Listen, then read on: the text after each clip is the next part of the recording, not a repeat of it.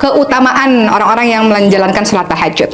Supaya teman-teman pada semangat, dan kita pun yang ngomong ini juga semangat dalam menjalankan sholat tahajud. Jadi sebenarnya apa yang kita omongin ini nasihat untuk diri kita sendiri sebetulnya. Nah, Masya Allah ya, apakah keutamaan-keutamaan tahajud? Yang pertama, ternyata sholat tahajud adalah sifat orang bertakwa dan calon penghuni syurga. Jadi kalau ingin dikategorikan sebagai orang bertakwa, maka dia tidak meninggalkan sholat tahajud. Allah Subhanahu wa taala berfirman yang artinya, sesungguhnya orang-orang yang bertakwa itu berada dalam taman-taman syurga dan mata air sambil menerima segala pemberian Rabb mereka.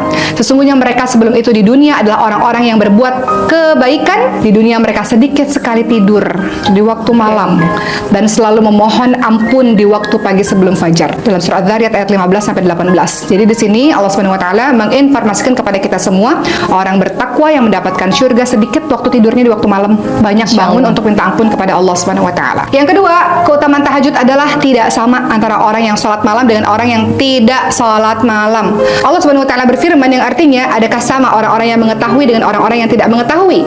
Sesungguhnya orang yang berakal lah yang dapat menerima pelajaran. Jadi dalam surah Zumar ayat 9, tidak sama antara orang yang senantiasa bangun sholat malam, dia tahu dia dapat keutamaan, dia tahu dia dapat pahala, dia tahu doa dia dikabulkan oleh Allah, nggak sama dengan orang yang tidur terlelap. Masya Allah. Karena orang-orang yang bangun sholat malam pasti dia punya motivasi kenapa dia melakukan itu. Betul-betul. Karena dia tahu tentang keutamaan-keutamaan dalam beribadah.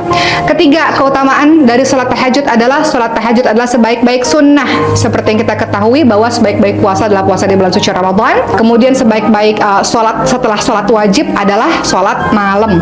Jadi setelah sholat wajib ternyata yang afdal adalah qiyamul lail, menghidupkan malam. Dan keempat, ternyata keutamaan dari sholat tahajud adalah kebiasaan orang-orang yang salih. Jadi teman-teman, kalau indikatornya gampang ya, kalau kita lihat ada orang-orang yang salih mengademkan hati, ternyata salah satu indikatornya mereka tidak meninggalkan sholat malam.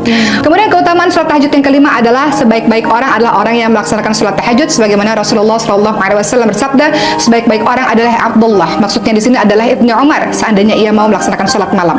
Maknanya adalah sebaik-baik orang adalah orang yang senantiasa melaksanakan sholat malam, sholat tahajud. Seperti itu teman-teman sekalian.